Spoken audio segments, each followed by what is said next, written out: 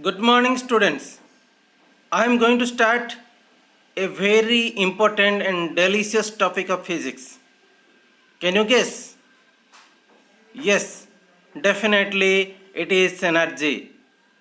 Whenever you are going to learn energy, the interlinked topics must understand, that is your force and work done, to add value to the present learning, also to explore the opportunities for the future.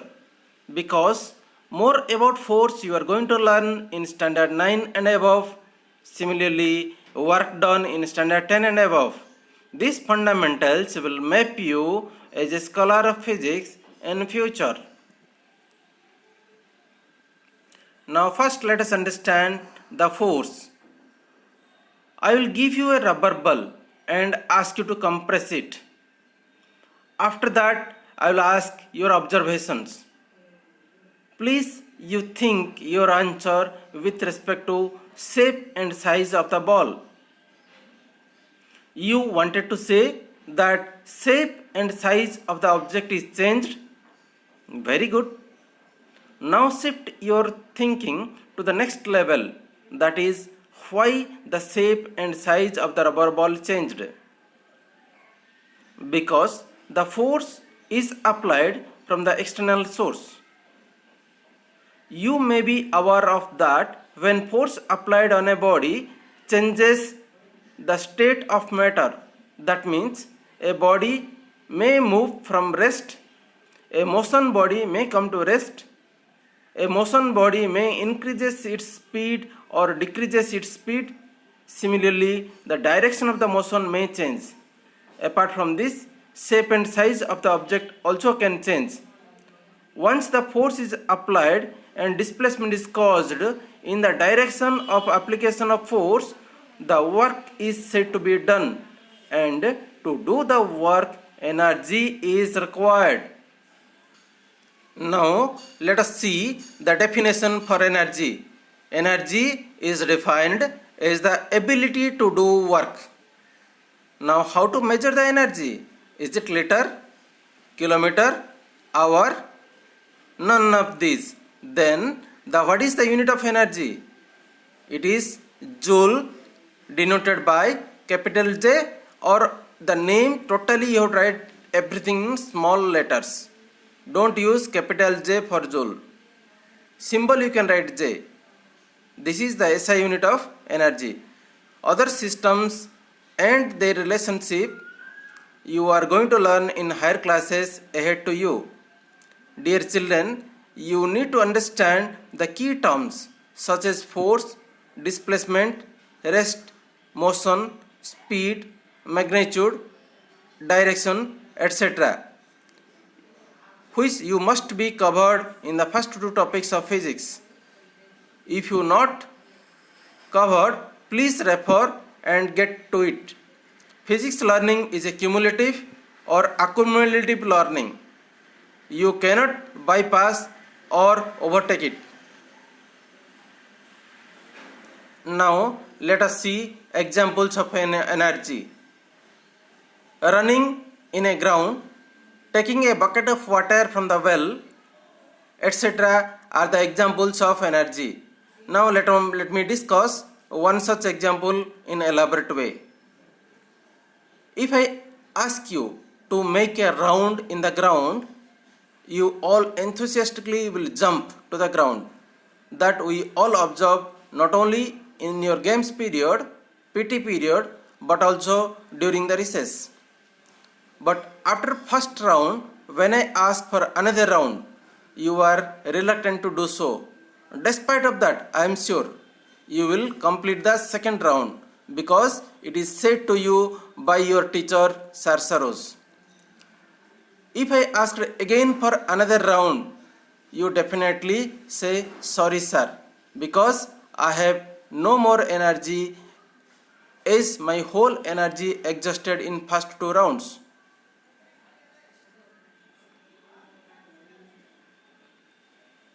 Now let us see relationship between energy and work. Energy and work are directly related. Energy is needed to do the work, but at the same time possessing energy doesn't mean work is done. Rather, work can be done.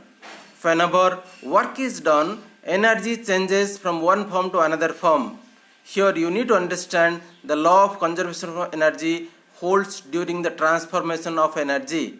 The law states that energy neither be created nor be destroyed. It can only be converted from one form to another. The total amount of energy is always conserved. Now let us see what are the forms of energy: kinetic energy, potential energy, heat energy, light energy, magnetic energy, chemical energy, etc. Now let us study one by one in details.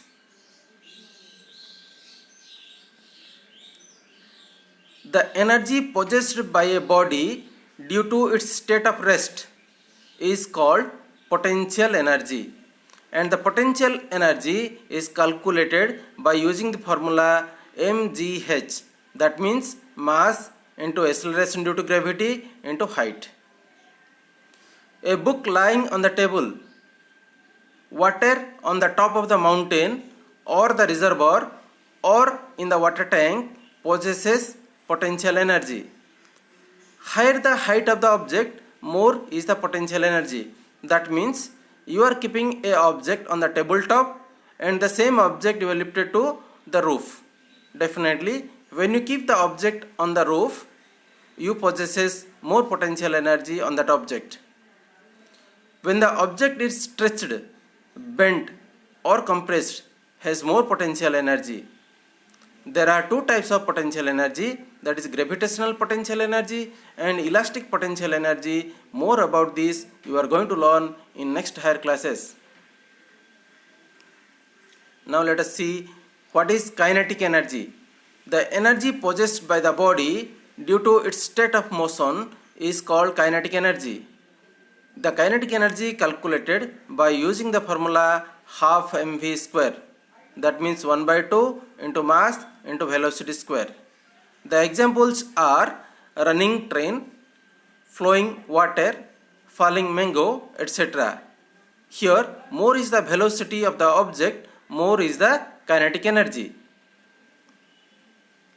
Now let us see what is heat energy, otherwise known as thermal energy. The energy released on burning coal, wood or gas is called heat energy. The examples or the sources of heat energy are the sun is the ultimate source of energy, that is heat energy, steam energy, etc.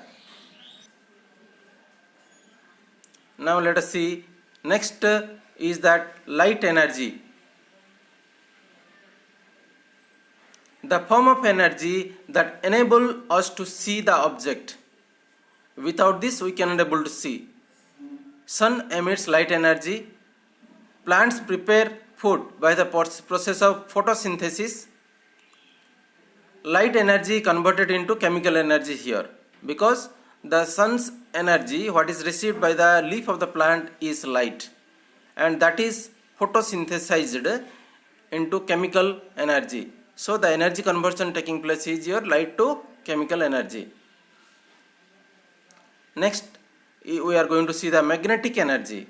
The energy possessed by a magnet due to which it can attract objects made by iron, nickel or cobalt. Magnetic energy can work from a distance, that means without contact you can able to act the force on the iron objects.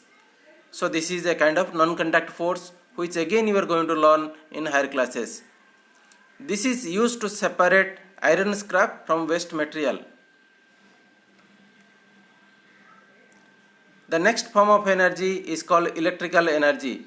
The energy possessed by the body due to transfer of charges is known as electrical energy. This is basically divided into two categories. One is called static electricity and one is called current electricity. Small electrical charges can be developed or produced by rubbing two objects against each other. Such charges is known as your static electricity.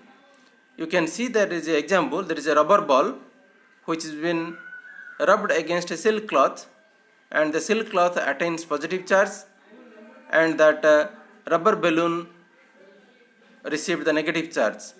So this kind of charges is called static electricity, whereas large amount of electrical energy in the form of electricity is produced by using generators. The next form of energy is the sound energy. Sound is a form of energy which gives the sensation to our ear and enable us to listen. Sound is produced only when the vibration of the particles are taken place. Definitely, to propagate the sound, a medium is necessary. Without a material medium, no sound can propagate. That means in vacuum, sound cannot propagate. And the speed of the sound in air is around 340 meters per second. Now let us seek the chemical energy. The energy possessed by an object or atom and released through a chemical reaction is called chemical energy. Fuel is used to run the vehicle. This is an example. Similarly, the digested food gives us the energy to work. This is also another example of chemical energy. Dear children, you have got some assignment. Learn page number 26, 27 and 28 of your textbook. In the next video, I will be discussing regarding conservation of energy and their interconversion of energy from one form to another form. So please have a glance to page number 27 to 31. Thank you for watching this video. Please do not forget to like the video.